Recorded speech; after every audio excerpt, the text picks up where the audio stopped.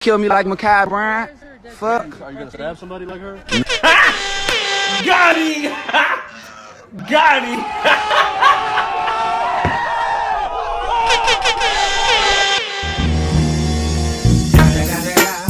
It's the motherfucking Eagle Double G. Snoop Dogg!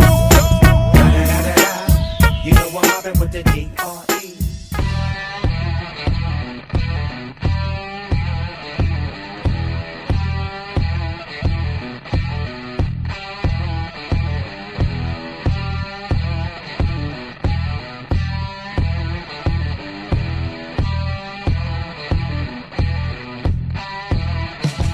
Thank you and welcome to another episode of The Johnny Ray Show.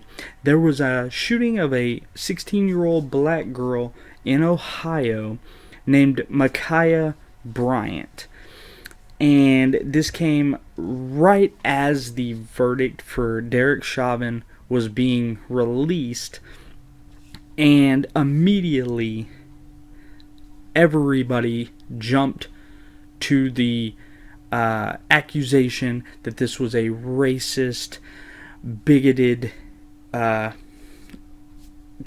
police shooting of a black, unarmed person who was just trying to live their lives. And that did not happen to be the case at all, as usual. So, before I get started, I want to give a little backstory to what happened.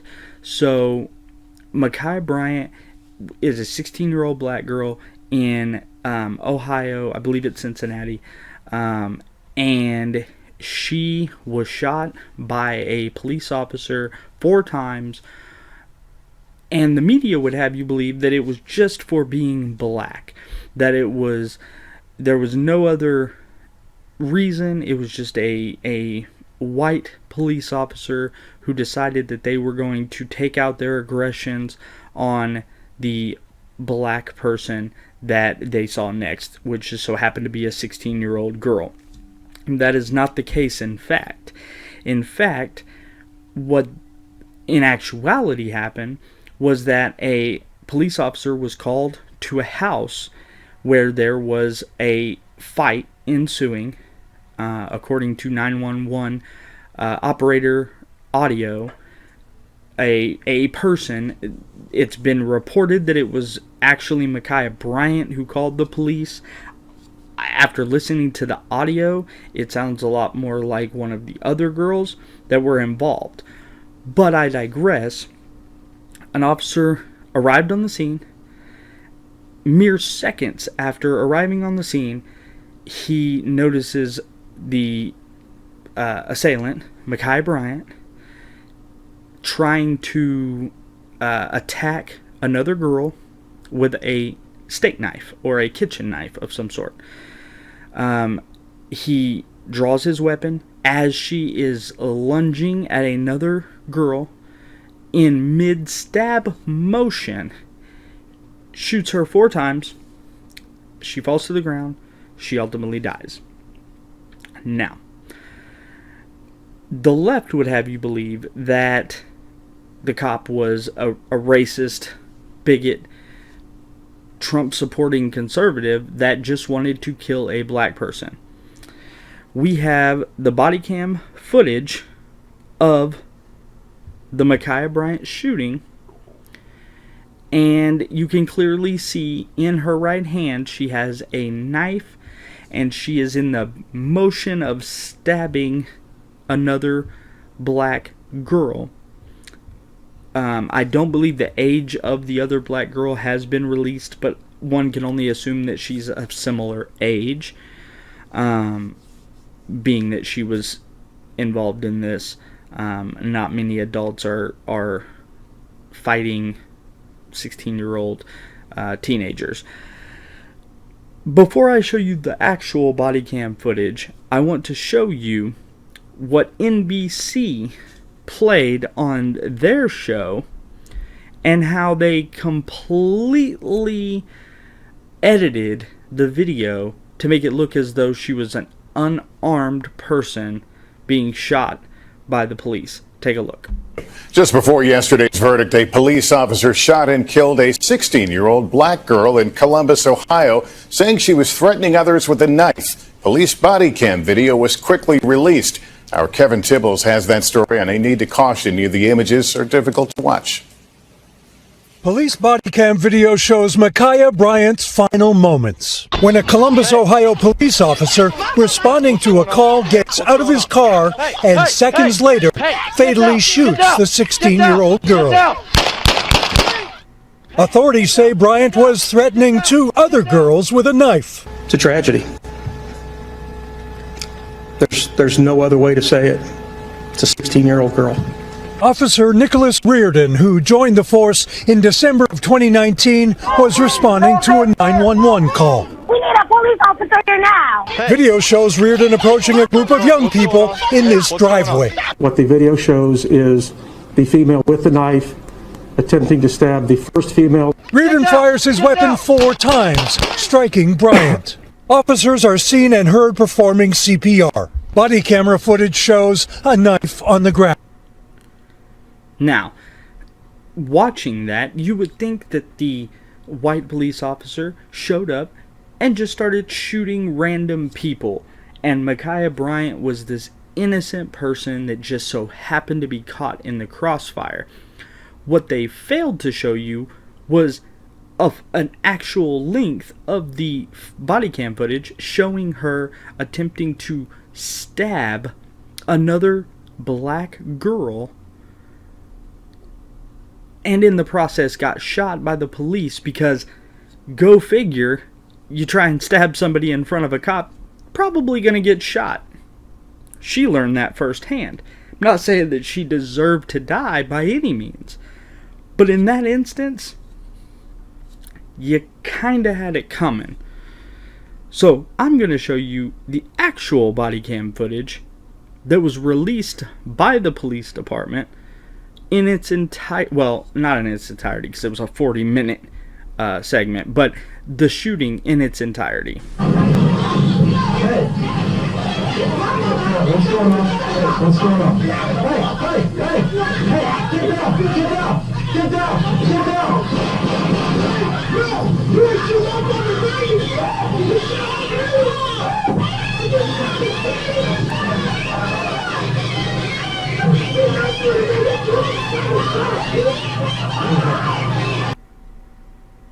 Crazy how seeing the entire footage would give a little bit of context as to why the police officer opened fire 4 times and shot a 16-year-old girl. Because she had a knife in her hand. Because she was trying to actively stab another person. She had her pinned against the car and was stabbing toward her when he fired. Now, a lot of people have said, well, she was defending herself against being jumped. Okay, if she was defending herself against, if she was in a position of she was being attempted to being jumped by multiple girls, why was she outside? Why wouldn't she have been in her house so that if they were attempting to break into her house to get to her, the cops would have logical reason to believe she was a victim, and then they could control the situation and take the other girls into custody for vandalism, for attempting to assault somebody. It's beyond me as to why you would think that she in any way was justified and that this cop was vilified for doing his job and saving other people. At one point in time in this country, that's what a cop, that's what his job description was to protect and serve. He protected 2 other people who had been attacked by this woman with a knife. The first one got stabbed in the leg, and then she turned her attention to the other one and attempted to stab her. The cop stopped to that because it was his job, because that's what he's supposed to do. And for anybody to vilify him and say that he shouldn't have done that is utter, sheer ridiculousness. Now, a lot of people have said, well, you know, that's just one angle. Well, lucky for you, we have footage from a camera across the street, a neighbor across the street who had a security camera. This is the video footage from that, and it gives a little more context.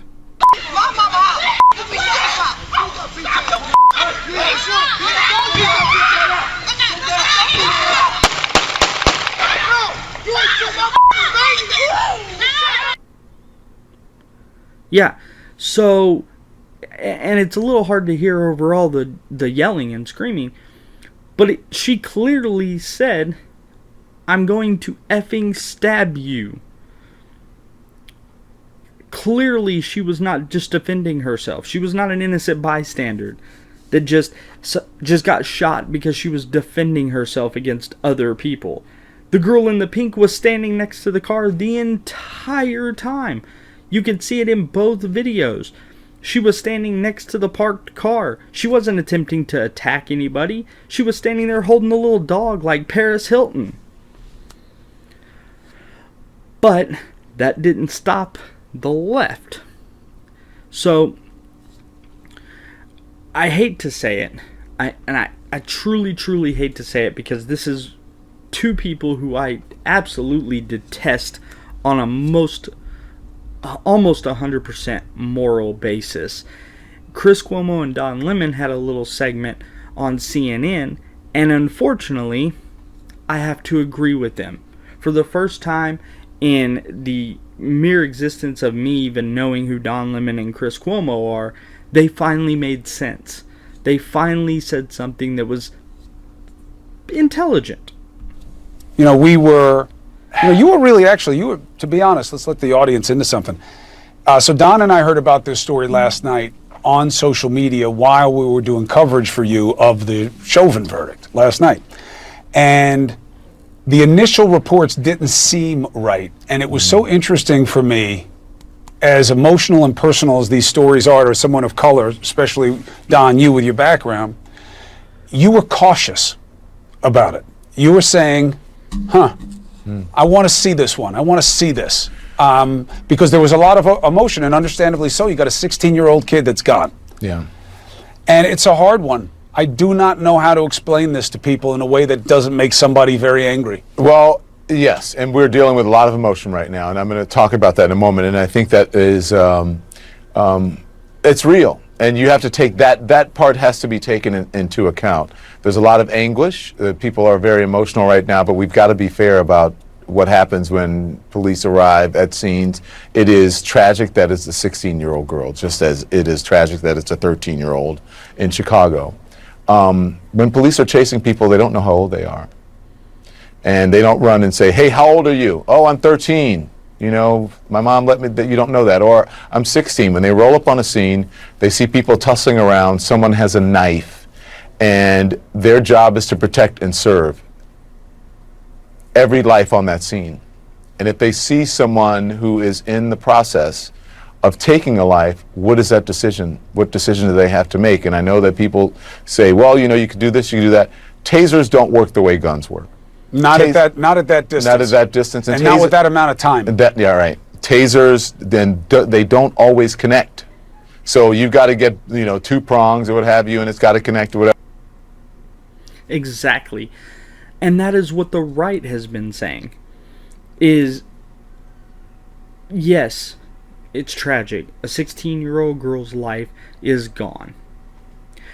But instead of looking at this as a race thing or a police brutality thing, which it clearly is not, neither one of those there's no evidence at all. Zero. Zip, zilch, nada, none, not an iota of evidence to justify saying that this had anything to do with race or anything to do with police overreach or police brutality or police violence. None of that. And there's still people who are out protesting and rioting right now as I speak, because they think that the cops should have, used his flash-like abilities to stop time and run over there and grab the knife from her so that she wasn't able to stab somebody. I don't know what kind of police you think we have, but last I checked, Flash, Superman, Batman, Iron Man, Captain America, none of them are real. None of them are employed by any police department in this country. So, I don't know what you expected, but if a police officer, whether it be a white, black, Asian, Indian, indigenous, Latino police officer who rolls up on a scene where a girl, no matter what color, red, white, black, yellow, green, purple, blue, is trying to actively stab somebody with a knife, they are going to shoot, regardless. They're not gonna use their taser, because the tasers are not as effective as everybody thinks they are. Tasers have never been 100% effective, and any law enforcement officer and anybody with two brain cells to rub together and knows how a taser works will tell you a taser is not 100% effective, ever. I mean, most tasers are at best 50% effective, and that's with the best of situations. That's not including situations where the person is violently running around trying to stab people, or running around shooting a gun at somebody. So, after Don Lemon and Chris Cuomo had their one shot at being fairly commonsensical about this, then you go to the radical opposite, 180 degrees, to Joy Behar of The View, who I'm honestly shocked that people like Joy Behar are legally allowed to choose the next president of the United States, to walk around freely, and able to legally procreate in 2021. I can't believe it. I don't understand why they are allowed to, because she makes the most idiotic response to this entire thing. Take a look. I really can't figure it out anymore. I mean, it seems to me, in a situation, this is what it looked like to me, and I've looked at the tape and I still can't figure it out. Shoot the gun in the air as a warning, tase a person, shoot them in the leg, shoot them in the behind. Yes, you should shoot the gun in the air, because gravity has no effect on bullets when fired from a gun during a police emergency situation. That bullet is going to go up and it's going to stay up. It's never going to come down. It's never going to strike an innocent person in the situation. Or let's shoot him in the leg. Shoot him in the leg. That's been a widespread across the liberal. And this is how you know that liberals know A, zero about police procedure, B, zero about guns and the functionality of guns, and B, they have no idea what it's like shooting a gun in a stressful situation. They say shoot them in the leg. You shoot the smallest part. You be better off. That's the equivalent of saying, why don't you just shoot them in the pinky toe? Or that's the equivalent, I don't know where all the liberals live, but they seem to think that we all live in Western movies. They all think that you could just shoot the trigger finger of the person, and then they'll drop whatever they got in their hand, and everything will be okay. It's like unbelievable.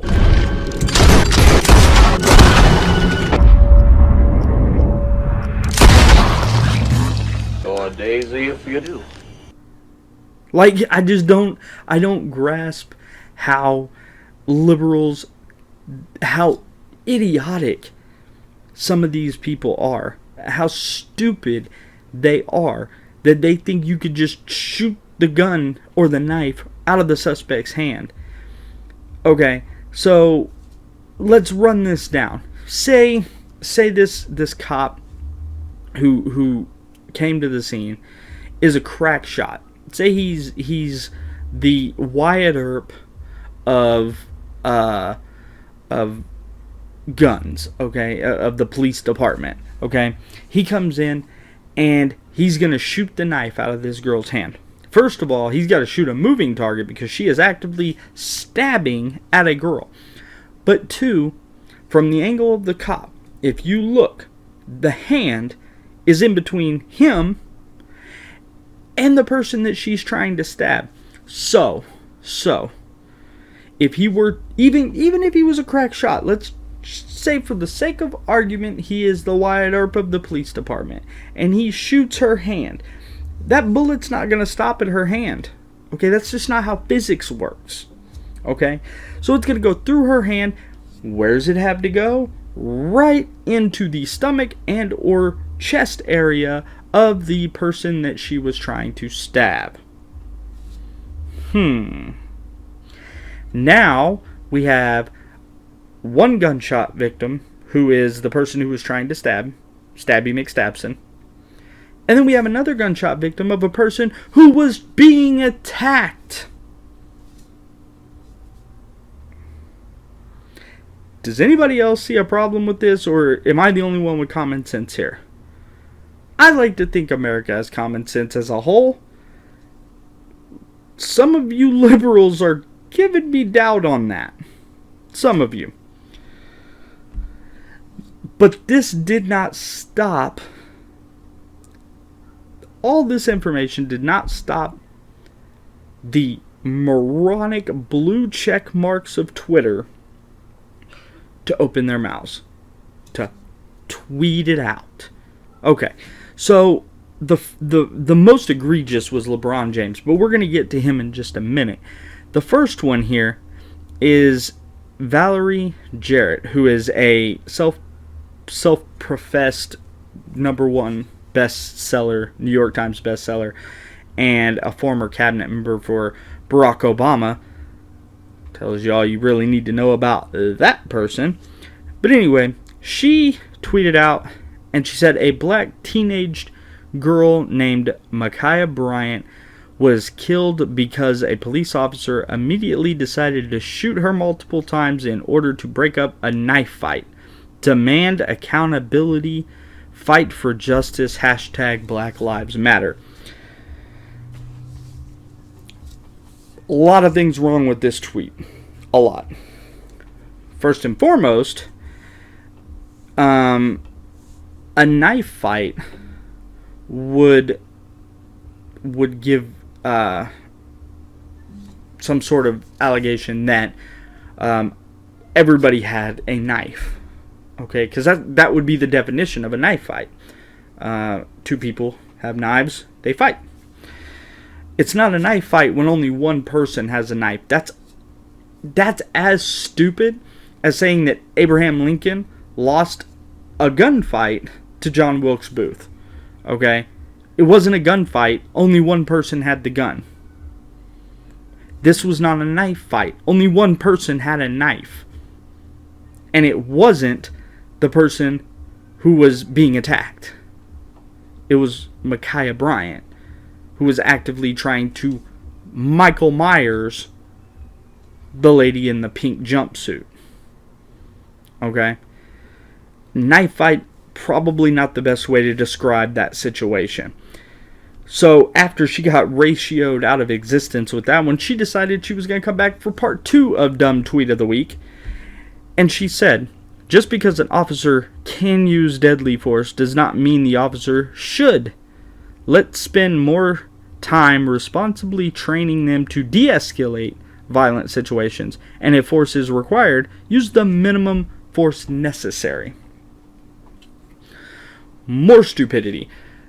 A, saying just because you can use deadly force doesn't mean you should is sure stupidity, because that could be used for any other scenario. Just because you can abort a baby doesn't mean you should. Just because you can kick the crap out of somebody down the street because you disagree with them ideologically doesn't mean you should. Just because you can burn down buildings and riot and say it's all in the name of social justice and black justice, racial justice, Doesn't mean you should. Do you see how that could quickly be kind of flipped around on you there? Stupid. Dumb. Probably the dumbest thing you've ever said. 2, you said, this is why we need to spend more time responsibly training. Okay. Problem with that is that you're in the group of people that want to defund the police. You want to take money away from the police. How are you going to train them if you're taking away their money they used to train? I'm no, financial mogul here. But I know if the police department's getting $15,000 a month and you take that away, they don't have that anymore. I mean, fringe. I know, crazy. But realistically, you are the ones wanting to take away their funds. So what are they supposed to train with? Are they supposed to take up sewing? A knitting circle? Bake sales? Is that how they're supposed to gain money to be able to spend on training? To effectively train to de-escalate situations? Furthermore, how much time does it take to de-escalate a situation? Minute, 2 minutes, 3 minutes, 5 minutes, 10 minutes. He had 8 seconds from the time he exited the car to the time the last bullet was fired. 8 seconds. Could you effectively de-escalate a situation in 8 seconds? I'm no negotiator here, but I gotta tell you, that'd be pretty difficult. Just saying. So then, the most egregious, of course, LeBron King James there. He initially tweeted out a picture of the cop that shot Mikaya Bryant and said, "You're next. #accountability." You could take that a lot of ways. He could have been talking about the cop himself was next. Maybe he was threatening some sort of violent act on that particular cop. Maybe he was saying, telling black people that they were next, which is really, really weird because, again, black people are statistically half as likely to be shot by a white cop as, say, a white person is to be shot by a white cop or a black cop. Statistically, black people are about 10 times more likely to be shot by another black person not in a police uniform than they are somebody in a police uniform. So, only real way you could take that logically would be he was telling the cop he was next, which sounds a lot like incitement to violence to me. But don't worry, because he deleted the tweet and he tweeted out a response to being forced to delete the tweet. And that was, he said, "I'm so damn tired of seeing black people killed by police. I took the tweet down because it's being used to generate more hate. This isn't about one officer, it's about the entire system. And they always use our words to create more racism." You're creating the division in racism. You are. You. Not us. Not people using your words. You specifically tweeted out something that was divisive, that was racist, that was an incitement to violence of that man and or his livelihood, his family, and his well-being. You did that, not us. We didn't do that. Nobody on the right took your phone and tweeted that for you. You did that. And then you wonder why people tell you shut up and dribble. You have zero reason to be discussing anything because you have the IQ of room temperature at best. My 9-year-old daughter has more logic than LeBron James does. 110%. And it's just ridiculous to me that people like this are allowed to walk around in public, to state their opinions. That is the greatest thing that the Constitution could ever give. That people like LeBron James are legally allowed to stand in a group of people or in the public electronic Times Square and tell people his opinion, no matter how stupid, ludicrous, ridiculous, and racist it happens to be. What a time we live in. Speaking of stupid, we discussed ad nauseum the January 6th protest at the Capitol that everybody on the left is lambasted as an insurrection, but yet hasn't ever been able to define how it was an insurrection compared to, I don't know, Black Lives Matter protests that happened all summer long, causing more than $2 billion in personal property damage, hundreds of innocent people hurt, hospitalized, injured, dozens of people that were killed, including a retired police chief, David Dorn. Hashtag say his name the next time you want to say a name. They still lambasted as an insurrection. And that their entire narrative fell apart over the last week because the report, the autopsy report was released on Officer Bryant Sicknick, who was, up until this was released, the only person that they could use, that the left could use as a death casualty, a person who died as a result of the riot on Capitol Hill. It was released by NPR and Washington Post as well. Capitol Police Officer Bryant Sicknick died of natural causes, medical examiner rules. Capitol Police Officer Bryant Sicknick, who engaged rioters, suffered 2 strokes and died of natural causes, officials say. So it wasn't the riot that killed him. See, at first the left said he got bashed to the head by a fire extinguisher, but conveniently no video evidence of that ever surfaced. Well, then they changed it to he died of causes related to the riot at the Capitol. Even though there was no evidence of that at all, and he even had texted his brother stating that he was okay and that he had only been pepper sprayed and that he was doing fine. And they still said, well, the riot caused his injuries to succumb him, to take over and kill him. He died because of the riot. And now, according to the medical examiner, no, he did not. He, in fact, died of 2 strokes and what they deem as natural causes.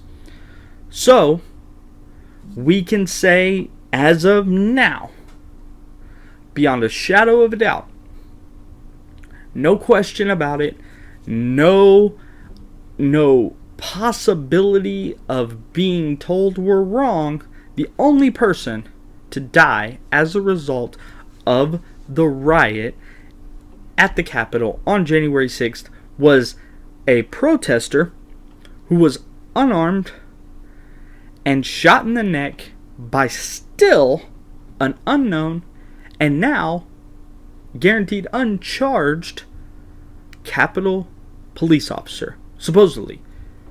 They still haven't said yay or nay on 100% if it was a Capitol Police or if it was a Secret Service agent. They've said Capitol Police, but then they've said Secret Service agent. So it could be either one.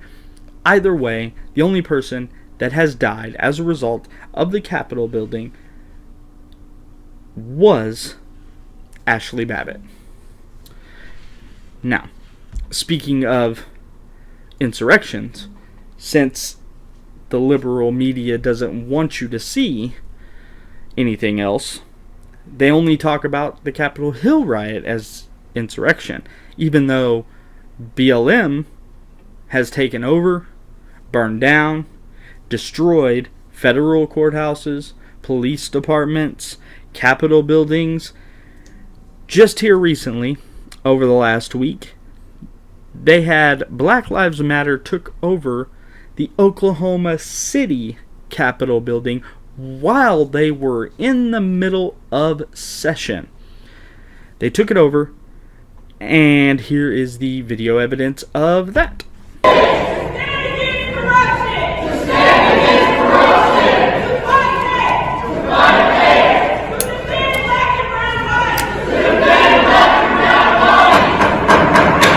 Come to order.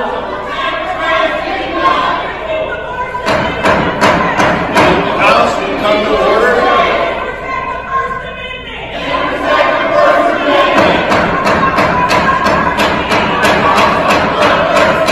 The House will come to order. I mean, there you have it. That looked an awful lot like what happened at the January 6th Capitol Hill riot. Looked an awful lot like what happened. Group of people disobediently while the House was in session. But the left won't call that an insurrection. They won't even play that on the news at all. They did not even play that on the news.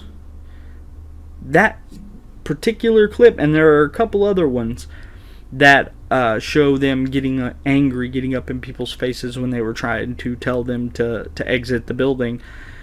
None of that was on any media. No CNN, no MSNBC, not even Fox had that. So, seems a bit sketch to me. And I say all this because it's never been about insurrections.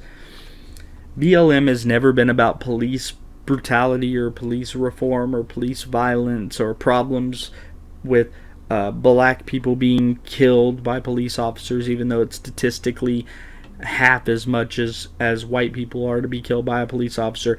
It boils down to BLM just hates white people. Take a look at this clip. Mommy Horowitz, I'm back in Minneapolis and the tensions are high. The city is about to explode. I'm here to find out what the hell is going on. You can burn the whole city down. What does it matter? So I say burn the city down, so they can see that we're here and continue the movement. Do you think the city's going to burn down? Yes, absolutely. No question about it. No. And that'll be the least of our problems. By burning all the city down, we'll teach them a lesson? I think honestly, I'm all for burning it down. There shouldn't even be a trial. He should be convicted just as is. If he got off, would you support street justice on him? Yes. Y'all should have fed him to the wolves a long time ago. How many unarmed black people were killed by cops last year? You have any idea? 100 plus? In just Minnesota? No, around the country. Oh, thousands. Unarmed black people. Thousands. Seems like they're trying to erase, destruct the whole race of, the African-American race. Would you consider this a genocide? It's the eradication of an entire people. That's a good question, and now that I've been confronted with it, I'm going to go ahead and say yes. I mean, genocide means like the targeting of one race for its destruction. Do you think that's what they're doing? Genocide of anybody that's not white. Would you call what's happening a genocide? Yeah, I think that's one word for it. Genocide? Yes, most definitely. A genocide? Yeah. We need another civil war in this country in order for us to have true justice. If that's what it takes, then we have to do it. Do we need another civil war now? If that's what it takes, then I believe so. If that's what it's going to take to revamp everything, for everything to be equal, at least equal, for us to have justice, I believe so. Will it happen? Probably. What percent of this country are white supremacists? Say most of the country. I can't give you a number, but You say majority of the country? Yeah.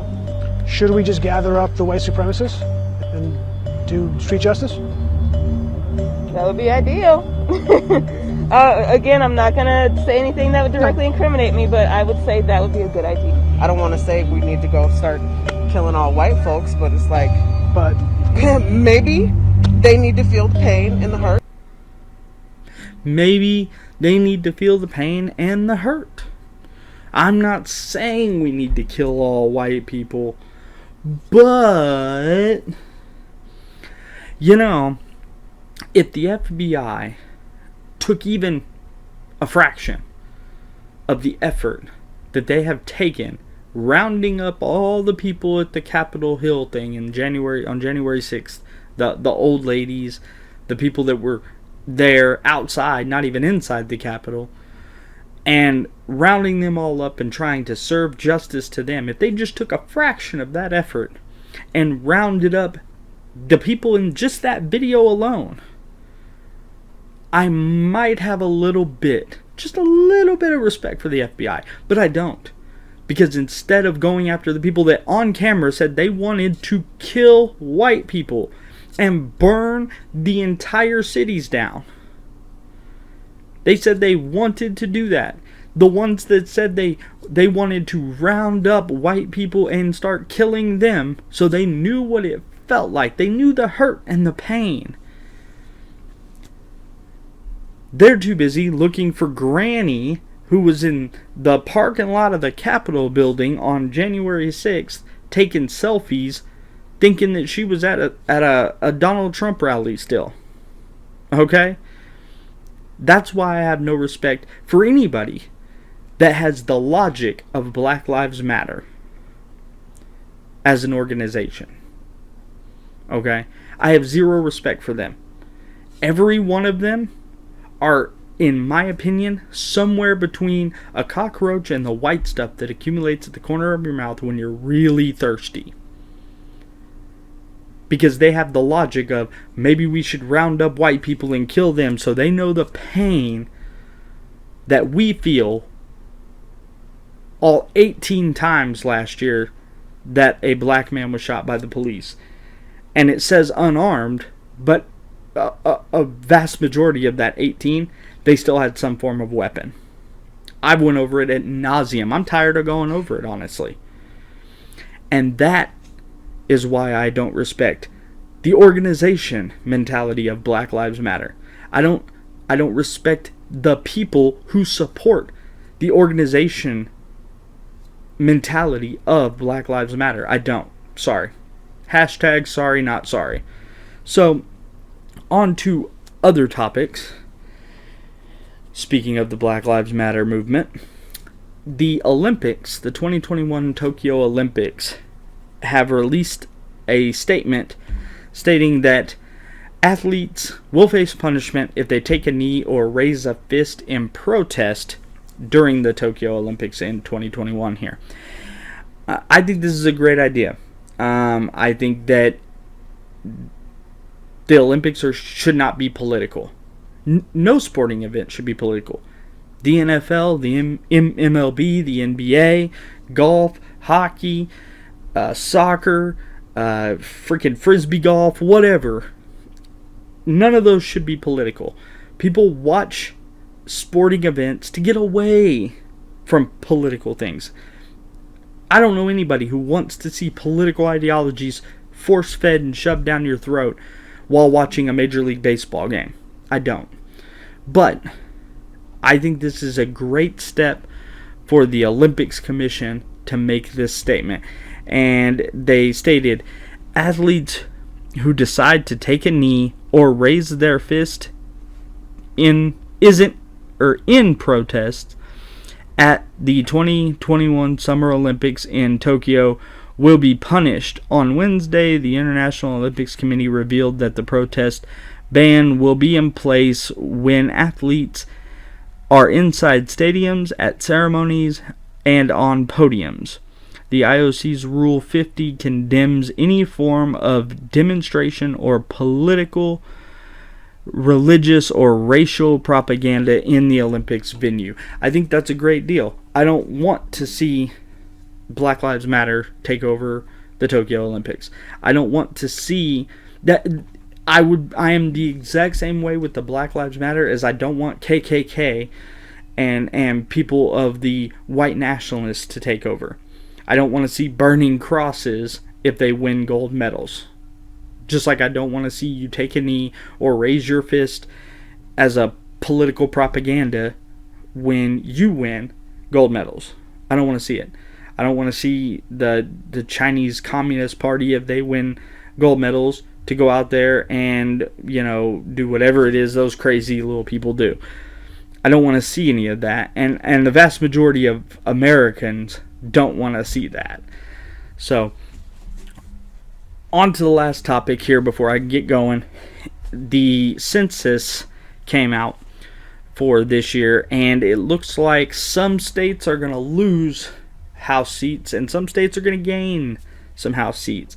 Could be good politically for the conservative side of the map here.